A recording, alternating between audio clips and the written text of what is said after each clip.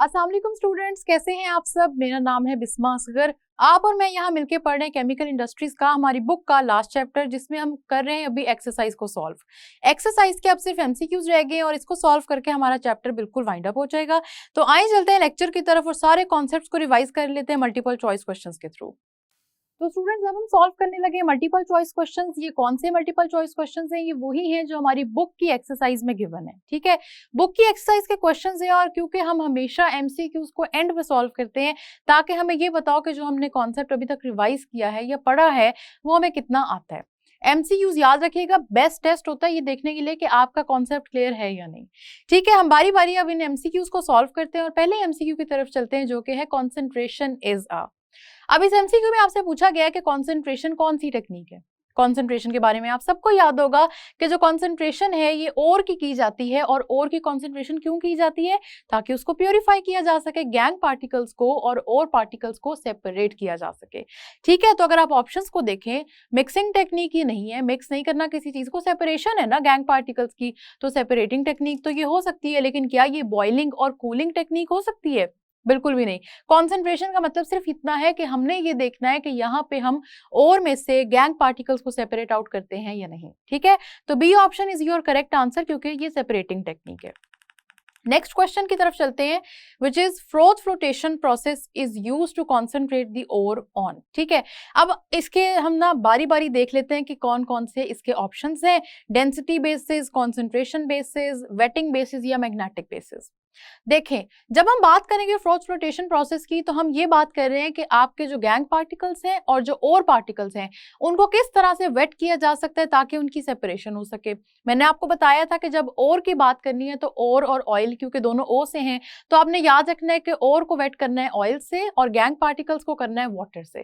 ठीक है, इस तरह से इनकी सेपरेशन हो जाती है। तो आपके पास करेक्ट ऑप्शन क्या हुआ कि ये वेटिंग बेसिस पे फ्रोथ फ्लोटेशन प्रोसेस चलता है और फिर जाके आपका ये प्रोसेस जो है वो कंटिन्यू होता है और उसका जो सही मकसद है वो हो पाता है।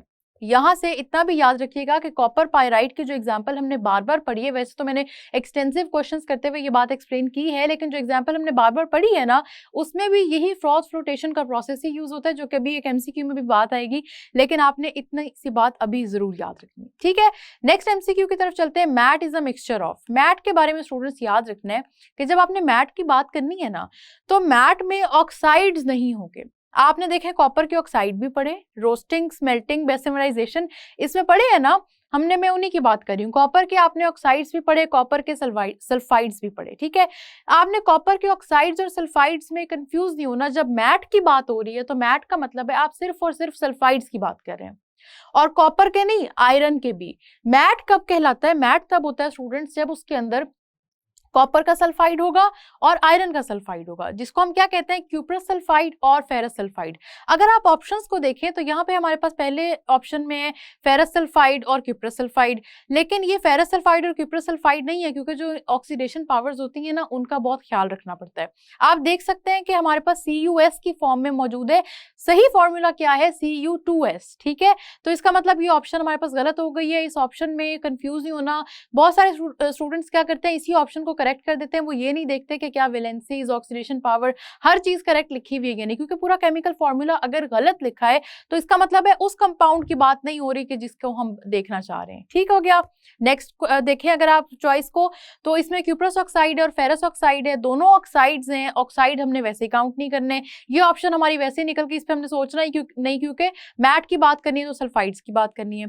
थर्ड ऑप्शन देखें तो इसमें क्यूप्रस सल्फाइड और फेरस सल्फाइड दोनों मौजूद है विद करेक्ट फॉर्मूलाज। ठीक है, कॉपर के साथ 2 का नंबर आना चाहिए तब जाके ये जो क्यूप्रस सल्फाइड का फॉर्मूला है ना, केमिकल फॉर्मूला, ये कंप्लीट होता है, वरना ये गलत हो जाएगा। आपका यहाँ नंबर चेंज होगा, केमिकल फॉर्मूला गलत हो जाएगा, फिर आप उसको क्यूप्रस सल्फाइड नहीं कह सकते। ठीक है, आपका ये ऑप्शन करेक्ट है। लेकिन लास्ट आप देखें तो एक सल्फाइड है, दूसरा ऑक्साइड है, और मैंने पहले ही कहा है कि जब भी मैट की बात करनी है तो ये बात याद रखनी है कि मैट जो होता है उसमें सल्फाइड्स मौजूद होते हैं, उसके अंदर ऑक्साइड्स मौजूद नहीं होते। मैट के बारे में एक और बात भी आपको याद होगी कि ये स्मेल्टिंग के प्रोसेस के एंड पे ऑब्टेन होता है और इसमें कहा यह जाता है कि 45% कॉपर मौजूद है। ठीक है, ये बातें भी क्योंकि एमसीक्यूज में पूछी जाती है इसलिए मैंने आपको साथ बता दी है। नेक्स्ट एमसीक्यू की तरफ चलते हैं। In the Bessemerisation process, Bessemerisation process में क्या हो रहा है, रोस्टेड और इज हीटेड। देखें अब ये वो एमसीक्यू है जिसमें स्टेटमेंट्स थोड़ी लंबी हैं, स्टेटमेंट्स को इसलिए समझ के चलना है, कंफ्यूज नहीं होना और जल्दबाजी भी नहीं करनी, ठीक है। फर्स्ट ऑप्शन है रोस्टेड और इज हीटेड। देखें बेसिमराइजेशन में रोस्टेड और नहीं है, रोस्टिंग का जब प्रोसेस हो चुका है उसके बाद स्मेल्टिंग का प्रोसेस है। तो बेसिमराइजेशन में आप रोस्टेड और से डील नहीं कर रहे, आप उस और से डील कर रहे हैं जिसके ऊपर स्मेल्टिंग का प्रोसेस हो चुका है। ये बात समझ में आ रही है, क्योंकि हमने बहुत डिटेल में पढ़ा है, इससे मैं अब सिर्फ रिवाइज कर रही हूँ। स्मेल्टिंग का प्रोसेस होगा तब जाएगा वो जो ओर है वो जाएगी बेसिमराइजेशन के प्रोसेस में। तो रोस्टेड ओर का तो बेसिमराइजेशन के साथ वैसा ही कोई ताल्लुक नहीं है, कोई लिंक नहीं है और कोई जिक्र ही नहीं है, तो ये ऑप्शन हमारी गलत हो जाती है। सेकंड ऑप्शन देखिए मोल्टन मैट इज रिमूव्ड, तो मोल्टन मैट अभी रिमूव नहीं करना बल्कि बेसिमराइजेशन में उसकी हीटिंग करनी है, जो कि हमारा थर्ड ऑप्शन है, मोल्टन मैट इज हीटेड। ये सही ऑप्शन है, लेकिन लास्ट ऑप्शन देख लेते हैं क्या लिखा हुआ है, मोल्टन मैट इज एडेड।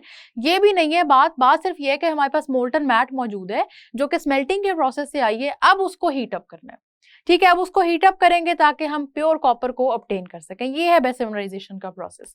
तो ये आप सबने याद रखना है, और बेसिमराइजेशन के प्रोसेस का एंड ये होता है कि ब्लिस्टर कॉपर ऑब्टेन हो जाता है। ये बात भी याद रखनी है, लॉन्ग क्वेश्चन में भी मैंने बताया था, फिर रिपीट कर रही हूँ आपको ताकि भूले ना, क्योंकि ये सारी की सारी चीजें बहुत जरूरी हैं। नेक्स्ट एमसीक्यू की तरफ चलें। Concentration of the copper ore is carried out by, copper ore की कौन सी कॉपर की ओर है जो हमने पढ़ी है, हमने पढ़ी है कॉपर ओर में कॉपर पायराइट, ठीक है। कॉपर पायराइट की पूरी हमने देखा है कि कैसे आपने उसकी कॉन्सेंट्रेशन करनी है, कैसे रोस्टिंग, स्मेल्टिंग, बेसिमराइजेशन, फिर उसके बाद इलेक्ट्रोलिसिस, ताकि प्योर कॉपर ऑब्टेन हो सके। पूरा प्रोसेस हमने पढ़ा है ना। इस पूरे प्रोसेस में एक आपको जरूरी बात जो पता होनी चाहिए वो ये है कि कॉपर पायराइट की कॉन्सेंट्रेशन किस प्रोसेस से की जाती है। कॉन्सेंट्रेशन के 3 मेथड्स हैं। एक आपके पास है ग्रेविटी सेपरेशन, दूसरा मेथड है आपके पास इलेक्ट्रोमैग्नेटिक सेपरेशन, तीसरा मेथड है फ्रोथ फ्लोटेशन प्रोसेस, जो कि सही हमारा आंसर है। कॉपर पायराइट की जब भी बात होगी याद रखिएगा फ्रोथ फ्लोटेशन के प्रोसेस से इसकी ओर की कॉन्सेंट्रेशन की जाती है, जो कि आपके पास ऑप्शन नंबर सी है, वही हमारा करेक्ट आंसर है, ठीक है। अगर बाकी ऑप्शन देखें, पहली ऑप्शन है कैल्सिनेशन, कैल्सिनेशन तो वैसे ही सॉल्वेज प्रोसेस में यूज होता है, कैल्सिनेशन का मेटलर्जी से तो कोई ताल्लुक नहीं है। सेकंड ऑप्शन देखें रोस्टिंग, रोस्टिंग की हम बात कर सकते हैं, लेकिन रोस्टिंग कब बात करते हैं, जब हम मेटल की एक्सट्रैक्शन पढ़ते हैं। अभी हम उसकी कॉन्सेंट्रेशन की बात कर रहे हैं और कॉन्सेंट्रेशन में रोस्टिंग का कोई ताल्लुक नहीं है। थर्ड ऑप्शन फ्रोथ फ्लोटेशन हमने बात कर ली, हमारा करेक्ट ऑप्शन है, लेकिन फाइनल ऑप्शन है डिस्टिलेशन। तो डिस्टिलेशन बिल्कुल एक एंटायरली डिफरेंट कॉन्सेप्ट है, उसकी भी हम यहाँ पे बात नहीं कर रहे, ठीक है। तो याद रखना है कि कौन से प्रोसेस की बात हो रही है, कॉन्सेंट्रेशन ऑफ कॉपर पायराइट में आपने बात करनी है फ्रोथ फ्लोटेशन प्रोसेस की, ठीक हो गया। आप चलते हैं नेक्स्ट एमसीक्यू की तरफ, जो कि है when carbon dioxide is pass through the ammoniacal brine the only salt that precipitates out. देखिए यहाँ पे जो सॉल्ट बन रहा है वही तो हमारा मकसद है सॉल्वेज प्रोसेस का, ठीक है। तो जो सॉल्ट प्रेसिपिटेट आउट हो रहा है, अगर हमें इसका ही नहीं पता तो इसका मतलब हमें सॉल्वेज प्रोसेस अभी सही तरह समझ में नहीं आया। आप सबने याद रखना है कि जब भी कार्बन डाइऑक्साइड को पास किया जा रहा है अमोनिकल ब्राइन से, तो उसके बाद जो सॉल्ट बन रहा है वो है सोडियम बाइकार्बोनेट, जिसकी फिर आप क्या करते हैं, प्रेसिपिटेशन करते हैं। थर्ड स्टेप में जाके आप इस सोडियम बाइकार्बोनेट को सेपरेट आउट कर लेते हैं। अगर आप बाकी ऑप्शंस देखें, अमोनियम बाइकार्बोनेट, आई होप कि ये जो बाकी ऑप्शंस हैं इनको नेम करना अब तक आपको आ गया होगा, क्योंकि हमने पूरी बुक में यही चीजें बहुत अच्छे से सीखी हुई हैं। अमोनियम बाइकार्बोनेट ये हमारा करेक्ट ऑप्शन नहीं है। थर्ड ऑप्शन में है सोडियम कार्बोनेट, लेकिन सोडियम कार्बोनेट अभी नेक्स्ट स्टेप में होता है। अभी हमने अभी जिस स्टेप की हम बात कर रहे हैं ना, स्टेप बाय स्टेप क्योंकि चलते हैं ना सॉल्वेज प्रोसेस में, बल्कि सारे केमिकल इंडस्ट्रियल प्रोसेसेस में, लेकिन सॉल्वेज प्रोसेस में अभी हम स्टेप बाय स्टेप चल रहे हैं, तो ये बात भी गलत हो जाती है। फाइनल है आपके पास अमोनियम कार्बोनेट, लेकिन ये एक डिफरेंट फॉर्मूला है। जो पिछला अमोनियम बाइकार्बोनेट पड़ा वो एक डिफरेंट फॉर्मूला है, दोनों में अमोनियम है। तो वैसे ये बी ऑप्शन और डी ऑप्शन तो हमारी वैसे ही गलत हो जाती हैं। सोडियम की ऑप्शंस देखनी है हमने, ना कार्बोनेट, बिल्कुल नहीं, बाइकार्बोनेट। बाइकार्बोनेट की फर्दर जब आप इस पे प्रोसेस करते हैं, नेक्स्ट स्टेप्स में चलते हैं, तब जाके सोडियम कार्बोनेट ऑब्टेन होता है।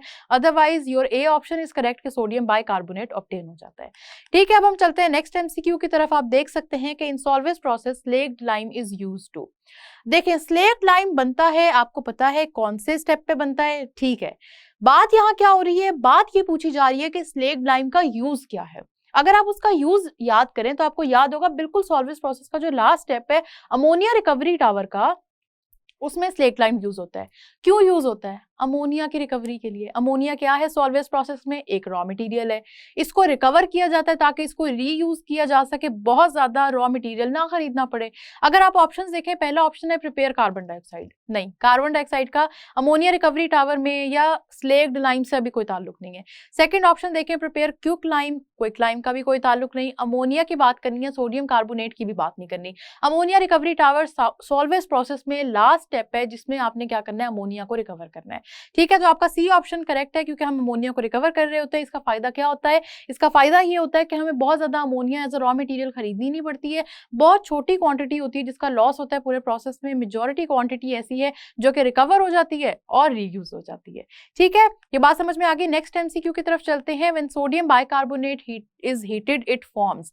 सोडियम बाइकार्बोनेट को हीट करने का जो हमारा प्रोसेस है, अगर आप इसको याद करें तो आपको याद आएगा क्या होता है इसमें। सोडियम बाइकार्बोनेट की हीटिंग होगी, क्या क्या ऑब्टेन होगा प्रोडक्ट साइड पे? सोडियम कार्बोनेट, कार्बन डाइऑक्साइड और वाटर। ठीक है, ये प्रोसेस याद है ना आप सबको? डिटेल में हमने इस पर बहुत दफा बात की है। अब उन्होंने देखते हैं कि ऑप्शंस क्या क्या दिए हैं। पहली है कार्बन डाइऑक्साइड, ठीक है, कार्बन डाइऑक्साइड तो है प्रोडक्ट, हमने तो ये याद किया हुआ है। सेकंड ऑप्शन है कैल्शियम हाइड्रोक्साइड, कैल्शियम हाइड्रोक्साइड तो नहीं है प्रोडक्ट, अभी हमने बात की है कि सोडियम कार्बोनेट, कार्बन डाइऑक्साइड और वाटर होंगे हमारे प्रोडक्ट्स। थर्ड ऑप्शन है कैल्शियम कार्बोनेट, नहीं, हमारा प्रोडक्ट क्या आता है जब हम सोडियम बाइकार्बोनेट को हीट करते हैं? हमारे पास सोडियम कार्बोनेट आता है, कैल्शियम कार्बोनेट नहीं आता। फाइनल ऑप्शन है कैल्शियम ऑक्साइड। तो देखिए हम किस सॉल्ट की बात कर रहे हैं, हम तो सोडियम के सॉल्ट की बात कर रहे हैं। तो अगर ऑप्शन में कैल्शियम की ऑप्शंस है तो इसका मतलब है वो सारी ऑप्शंस वैसे ही गलत हैं।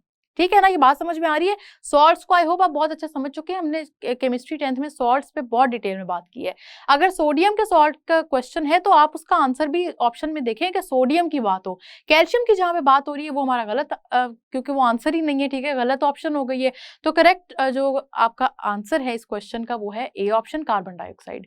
नेक्स्ट एमसीक्यू की तरफ चलते हैं। फॉर्मूला ऑफ यूरिया इज, ठीक है, formula of urea is very important. देखें पेपर पॉइंट ऑफ व्यू से, देखिए students paper point of view से भी ये इंपॉर्टेंट है। जब मैं आपको ये पूरा का पूरा कॉन्सेप्ट एक्सप्लेन करी थी तब भी मैंने आपको बताया था कि यूरिया का जो फॉर्मूला है ना, इसको अमोनियम कार्बोनेट के फॉर्मूले से कंफ्यूज नहीं करना, क्योंकि पेपर में इन दोनों के फॉर्मूलाज पूछे जाते हैं और स्टूडेंट्स कंफ्यूज हो जाते हैं, एक को दूसरे से इंटरलिंक करके गलत ऑप्शन को सिलेक्ट कर लेते हैं। डी ऑप्शन जिसमें NH2 कार्बन ऑक्सीजन NH2, मकसद क्या था? हर एलिमेंट का रेज़र नाम लेना कि आपको याद रहे कि ये सही ऑप्शन है, ये यूरिया का सही फॉर्मूला है। बाकी ऑप्शंस को देखने की जरूरत ही नहीं है अगर आपको यूरिया का सही फॉर्मूला आता है। ठीक है, ये बात समझ में आ रही है? तो डी ऑप्शन आपका करेक्ट ऑप्शन है। अगर आप सी ऑप्शन देखें तो वो है आपका अमोनियम कार्बोनेट का फॉर्मूला, वो भी नहीं है, बल्कि अगर आप को यहाँ पे समझ लग गई होगी कि जिसमें COO होगा वो होगा आपका अमोनियम कार्बोनेट का सही फॉर्मूला, जो कि है ऑप्शन नंबर ए में। अगर आपने इसको गैस कर लिया था तो वेरी गुड, क्योंकि ऑप्शन नंबर ए आपका अमोनियम कार्बोनेट है। फिर अमोनियम कार्बोनेट की डिहाइड्रेशन हो जाएगी, इसमें से निकलेगा यूरिया और वाटर, और यूरिया का सही फॉर्मूला हमारे पास ऑप्शन नंबर डी में गिवन है। ठीक है, अब हम चलते हैं नेक्स्ट क्वेश्चन की तरफ। नेक्स्ट क्वेश्चन स्टूडेंट्स हमारे पास ये है, crude oil is heated in the furnace up to. Crude oil को हीट करना है फर्नेस पे, फ्रैक्शनल डिस्टिलेशन। वही बात है जो हमने पहले भी पढ़ी है कि फ्रैक्शनल डिस्टिलेशन का जब प्रोसेस हमने करना है तो हमने कितना हीट करना है। टेम्परेचर 400 डिग्री सेल्सियस है, फिक्स्ड है। ठीक है, 400 डिग्री सेल्सियस के टेम्परेचर को आपने पढ़ा है कि क्रूड ऑयल को सबसे पहले 400 डिग्री सेल्सियस पे फर्नेस में हीटअप करना है। फर्नेस में हीटअप करने के बाद वो वेपर्स में कन्वर्ट हो जाएगा, फिर उसको फ्रैक्शनेटिंग कॉलम में भेजा जाएगा। तो 400 डिग्री सेल्सियस का ये जो टेम्परेचर है ना, ये फिक्स्ड है, और ये आपका ऑप्शन नंबर सी जो कि करेक्ट आंसर है, इसको याद रख लेना है। ठीक हो गया, नेक्स्ट क्वेश्चन की तरफ चलते हैं। When heated crude oil is fed to the fractionating tower, तो क्या होगा? अब क्रूड ऑयल को हीट कर दिए, स्टेटमेंट को समझे, क्रूड ऑयल की हीटिंग हो गई है और इसको फ्रैक्शनेटिंग टावर में भेज दिया। अब क्या होगा? ऑप्शंस को बारी बारी जरा पढ़ते हैं। पहला ऑप्शन है vapours of higher boiling point fraction condense first in the lower part of tower. तो अगर आपको याद हो तो हमारा पूरा प्रोसेस ही ये है कि जिनका बॉइलिंग पॉइंट ज्यादा होगा वो फ्रैक्शनेटिंग कॉलम में सबसे बॉटम पे कंडेंस आउट कर जाएंगे। बाकी जिनका बॉइलिंग पॉइंट कम है उनकी कंडेंसेशन उतनी लेट होगी, फ्रैक्शनेटिंग कॉलम पे उतने टॉप पे होगी। आई होप आपको ये बात याद होगी, यही हमारा करेक्ट ऑप्शन है। अगर हम बाकी ऑप्शंस को एक दफा देखें तो सेकंड ऑप्शन है vapours of lower boiling point fraction condense first ऐसा तो नहीं होता। जिनका लो बॉइलिंग पॉइंट है उनकी कंडेंसेशन पहले नहीं हो सकती, ठीक है, जिनका ज्यादा है उन्हीं की पहले होगी। थर्ड ऑप्शन है vapours of higher boiling point condense later, तो ये भी गलत है, लेटर नहीं है, जब पहले हो जाना है। जिनका बॉइलिंग पॉइंट ज्यादा है उन्होंने कंडेंस पहले कर जाना है। लास्ट ऑप्शन है vapours of higher boiling point never condense, तो नेवर की तो बात ही नहीं है, ठीक है। देखिए एक वेपर्स आपके माइंड में क्वेश्चन आएगा, रेजिडुअल ऑयल के भी तो हैं, देखिए वो जो है ना वो कंडेंस नहीं करते तो उन पे फ्रैक्शनल डिस्टिलेशन का प्रोसेस भी नहीं होता, तो वो बात ही बिल्कुल डिफरेंट है, ठीक है। वो ना कंडेंस कर रहे हैं ना उन पे फ्रैक्शनल डिस्टिलेशन का प्रोसेस हो रहा है। वेपर्स ने कंडेंस तब करना है जब उनके साथ फ्रैक्शनल डिस्टिलेशन हो रही है, वही हम यहाँ पे बात कर रहे हैं, ठीक है। उनका बॉइलिंग पॉइंट बेशक ज्यादा है जो रेजिडुअल ऑयल है, लेकिन अभी हम जो बात कर रहे हैं अभी हम करें क्रूड ऑयल की बात, और जब हम क्रूड ऑयल की बात करते हैं फ्रैक्शनल डिस्टिलेशन की बात करते हैं तो फिक्र ना करें, पेपर में आपको ज्यादा कंफ्यूज नहीं किया जाएगा, आपसे सीधी सीधी बात पूछी जाएगी, ताकि आपसे जो मतलब मकसद है ना इस क्वेश्चन का वो यही देखना है कि आपको फ्रैक्शनल डिस्टिलेशन का प्रोसेस समझ आया है कि नहीं, ठीक है। ये बात समझ में आ गई। अब हम चलते हैं नेक्स्ट क्वेश्चन की तरफ। Which one of the following is used as jet fuel, या which one of the following is used as jet fuel में अगर आप सारे के सारे सोचें, अगर आपने यूजेस याद कर लिए हैं तो आपको पता है कैरोसिन ऑयल है, ठीक है। जेट फ्यूल की वैसे बात हमने बहुत दफा की है, हमने इसकी बात टेस्ट योरसेल्फ में भी की, हमने शॉर्ट क्वेश्चंस में भी इसकी बात की, साथ ही साथ अब हम लॉन्ग क्वेश्चन में भी की, और अब हम कर रहे हैं एमसीक्यूज में। तो आई होप ये आपको अब तक याद हो गया होगा, कैरोसिन ऑयल वो वाहिद ऑयल है जो कि जेट फ्यूल में यूज होगा, ठीक है। अगर आपको बाकी ऑप्शंस के सारे पता है यूजेस तो बहुत अच्छी बात है, पेपर पॉइंट ऑफ व्यू से ये इजी हो जाएगा आपको याद रखना। नहीं पता तो अब बारी बारी रिवाइज कर लें। देखिए 6 फ्रैक्शंस है, ज्यादा फ्रैक्शंस तो है नहीं, ठीक है। जो ऑप्शंस आपके सामने अभी गिवन है इनके यूजेस याद कर लें, बाकियों के बाद में कर लीजिएगा, या आप इनको इस तरह कैटेगराइज कर लें कि आप 2-2 करके या 3-3 करके याद कर लें, लेकिन हर फ्रैक्शन का अगर यूज आता होगा तो बहुत अच्छी बात होगी, इसलिए आप जरूर इनके यूजेस को याद करें। नेक्स्ट क्वेश्चन की तरफ अब हम चलते हैं, विच one of the following is not fraction of crude oil. अच्छा इस क्वेश्चन को थोड़ा सा आपने समझना है, इस क्वेश्चन की जो स्टेटमेंट है ना इसको हमने थोड़ा सा चेंज करना है। अगर हम चेंज करने से पहले देखें ना क्वेश्चन को तो जरा गौर करें, विच one of the following is not fraction of crude oil. Crude oil का फ्रैक्शन कौन सी चीज नहीं है, तो आप देखें paraffin wax, asphalt, petroleum Coke, ये क्रूड ऑयल के फ्रैक्शंस नहीं है, ये रेजिडुअल ऑयल के फ्रैक्शंस हैं, ठीक है ना। लेकिन अगर आप थर्ड ऑप्शन देखें वो है फ्यूल ऑयल। फ्यूल ऑयल क्या आपके पास फ्रैक्शन नहीं है, इसका मतलब है कि या तो आपका ऑप्शन इसी स्टेटमेंट पे ऑप्शन ए, बी और डी करेक्ट है, ठीक है। अगर आपके ऑप्शन ए, बी और डी करेक्ट नहीं है इसी स्टेटमेंट पे, तो इसका मतलब है स्टेटमेंट आप चेंज करके क्रूड ऑयल की जगह रेजिडुअल ऑयल कर लें। अगर आप इस स्टेटमेंट में क्रूड ऑयल की जगह रेजिडुअल ऑयल कर लेते हैं तो फिर आपके पास ऑप्शन सी करेक्ट होगा, फ्यूल ऑयल।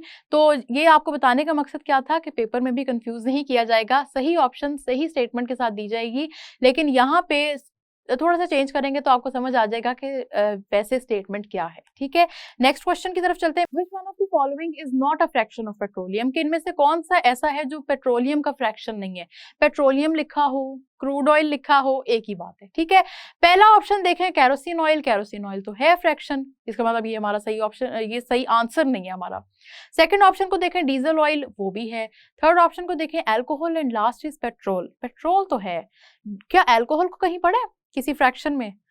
अल्कोहल और ईथर को कंफ्यूज नहीं करना, पेट्रोलियम ईथर हमने जरूर पढ़ा है लेकिन हमने अल्कोहल नहीं पढ़ा कहीं पे भी। इसका मतलब है कि अल्कोहल आपके पेट्रोलियम का फ्रैक्शन है ही नहीं, इसी वजह से हमने इसको पढ़ा भी नहीं है, तो आपका सी ऑप्शन यहाँ पे करेक्ट। और अगर आपको फ्रैक्शंस ऑलरेडी आते थे तो आपको खुद ही देख के पता चल गया होगा इसका आंसर, ठीक है। सी ऑप्शन आपका करेक्ट आंसर था। हम चलते हैं नेक्स्ट क्वेश्चन की तरफ। Next question is the nitrogen present in urea is used by plants to synthesise. अब प्लांट्स में नाइट्रोजन प्रेजेंट है, ठीक है, यूरिया में नाइट्रोजन प्रेजेंट है, ठीक है। वो यूरिया इंपॉर्टेंट है क्योंकि बहुत ज्यादा इंपॉर्टेंस रखता है, बाद में उसको एज अ फर्टिलाइजर यूज किया जाता है इस वजह से। लेकिन अब प्लांट्स अगर उसको एज अ फर्टिलाइजर यूज कर रहे हैं, उसमें से जो यूरिया में नाइट्रोजन मौजूद है इतनी अच्छी क्वांटिटी में, उसको अगर यूज कर रहे हैं तो क्या मैन्युफैक्चर कर रहे हैं। नाइट्रोजन का जहां पे भी जिक्र आएगा स्टूडेंट्स, अगर आप थोड़ा सा बायोकेमिस्ट्री का चैप्टर रिवाइज करें तो आपको याद होगा कि नाइट्रोजन का जिक्र हमने पढ़ा था प्रोटीन्स में, ठीक है ना। ये अगर आप लिंक करके पढ़ेंगे ना फिर आपको मुश्किल नहीं होगी। शुगर में नाइट्रोजन का कोई जिक्र नहीं है, ठीक है। शुगर के आपने फॉर्मूले पढ़े भी थे दो, याद होगा, ग्लूकोज और फ्रुक्टोज के। प्रोटीन्स में अमीनो एसिड, प्रोटीन्स में अमीनो एसिड का बेसिक फॉर्मूला जरा याद करें, उसमें नाइट्रोजन का जिक्र था। फैट्स और डीएनए में हमने ऐसी कोई बातें नहीं पढ़ी, ठीक है। नाइट्रोजन है डीएनए में, आपके जो फर्दर जो आ जाते हैं, नाइट्रोजनस बेसिस आ जाती हैं, लेकिन और भी बहुत सी चीजें हैं। तो डीएनए वैसे भी मैन्युफैक्चर ये नहीं है कि फर्टिलाइजर की वजह से होता है, डीएनए आप सबको पता है ऑलरेडी प्रेजेंट होता है। बायोकेमिस्ट्री में हमने बड़ी डिटेल में ये सारी बातें डिस्कस की हैं। तो सही ऑप्शन क्या है? जिसमें नाइट्रोजन प्रेजेंट है, जो कि प्लांट ने खुद मैन्युफैक्चर करना है, उस लिविंग ऑर्गेनिज्म ने खुद मैन्युफैक्चर करना है, नेचर की तरफ से प्रेजेंट नहीं है। डीएनए नेचर की तरफ से है, ठीक है। डीएनए डिफॉल्ट हो, कोई फॉल्ट आ जाए डीएनए में, जीन में कोई मसला आ जाए, जो भी हो जाए, डीएनए नेचर की तरफ से ऑलरेडी है, वो मैन्युफैक्चर नहीं होना। डीएनए ने अपनी रेप्लिकेशन खुद ही करनी है। तो कौन सी चीजें जो मैन्युफैक्चर हो गई, जो कि बाहर से आएगी, जो कि अभी प्लांट्स के लिए जरूरी है, वो है प्रोटीन्स। याद रखें, नाइट्रोजन का जब भी जिक्र आएगा आपने प्रोटीन्स याद रख लेने हैं। फैट्स और शुगर्स का नाइट्रोजन से कोई ताल्लुक नहीं है, ठीक है। ये बात समझ में आ गई। नेक्स्ट क्वेश्चन की तरफ चलते हैं हम लोग। नेक्स्ट क्वेश्चन है, Which of the following organic compounds is found in gasoline? कौन सा है ऑर्गेनिक कंपाउंड जो गैसोलीन में होता है? गैसोलीन और पेट्रोल को जरा अगर आप सोचें, गैसोलीन और पेट्रोल एक ही चीज के नाम है। अगर आप इसके कॉम्पोजिशन के बारे में सोचें तो इसका जरा देखें, कार्बन रेंज क्या थी। कार्बन रेंज थी C7 to C10, और मैंने आप सबको पहले ही बताया था कि इसका मतलब है कि ये मिक्सचर ऑफ हाइड्रोकार्बन्स होते हैं, इसमें बहुत सारे हाइड्रोकार्बन्स मौजूद हैं, ठीक है। इसका मतलब है कि जो हाइड्रोकार्बन्स मौजूद हैं उनके या तो कार्बन, उसके अंदर 7 कार्बन होने चाहिए, या 8 होने चाहिए, 9 होने चाहिए, 10 होने चाहिए, बस। इससे ज्यादा या इससे कम नहीं हो सकते। अगर आप फर्स्ट ऑप्शन देखें, C2, 2 कार्बन मौजूद है इस ऑप्शन में, इसका मतलब है ये गैसोलीन का पार्ट नहीं है, ये उसमें नहीं आता। सेकंड ऑप्शन देखें, C3 भी इसमें नहीं आता क्योंकि 3 कार्बन मौजूद है। थर्ड ऑप्शन है C8, C7 to C10 हमारी रेंज है ना, तो C8 वाला हो सकता है, लेकिन लास्ट ऑप्शन C12 वो 10 से भी आगे है, वो भी गैसोलीन में नहीं आते। तो इस तरह से याद रखना है कि आपको C7 से C10 तक बहुत सारे हाइड्रोकार्बन्स मौजूद होते हैं, जिसमें से ऑप्शन सी हमारे पास यहाँ करेक्ट है। और ये ऑप्शन सी वाला जो हमारा आंसर है, ये वो है जो हाइड्रोकार्बन गैसोलीन में मौजूद है। इसी तरह से आपने बाकियों के भी याद कर लेने हैं। कार्बन रेंज अगर आपको आती होगी तो बहुत आसान होगा इन सारी चीजों को याद रखना। ये थे हमारी बुक के एमसीक्यूज, जिनको सॉल्व करना जरूरी था, और इन एमसीक्यूज से हमने सारे के सारे कॉन्सेप्ट्स को एक दफा दोबारा रिवाइज कर लिया। अभी हमने एक लेक्चर और में सिर्फ ये देखना है कि हमारे पास कौन से ऐसे क्वेश्चन हैं जो पेपर पॉइंट ऑफ व्यू से इंपॉर्टेंट है, क्योंकि देखिए कुछ क्वेश्चन ऐसे हैं जो आपकी बुक की एक्सरसाइज में गिवन है, लेकिन कुछ ऐसे हैं जो नहीं गिवन, उन पे हमने बात जरूर करनी है, क्योंकि सारा का सारा पेपर जरूरी नहीं कि बुक की एक्सरसाइज से आए, ठीक है। तो आप लेकिन इन एमसीक्यूज को एक दफा दोबारा रिवाइज जरूर करें। तो स्टूडेंट्स, मैंने आपको जितने मल्टीपल चॉइस क्वेश्चन सॉल्व करवाए ना, ये एक दफा दोबारा भी देख लीजिएगा। अगर आपको सारे के सारे आते थे, इसका मतलब है आपका कॉन्सेप्ट बिल्कुल क्लियर है। अगर आपको किसी क्वेश्चन में अभी भी प्रॉब्लम हुई है तो इस कॉन्सेप्ट को दोबारा देख लें, और उसके बाद क्योंकि फिर आपने बुक को रिवाइज करना है, इसलिए अभी इनको देखें, आपका कॉन्सेप्ट क्लियर होना चाहिए, आप इसको रिवाइज करें और अपना ख्याल रखें। हम मिलेंगे नेक्स्ट लेक्चर में, क्योंकि अभी हमने क्विज भी सॉल्व करना है। तो तब तक के लिए अल्लाह हाफिज।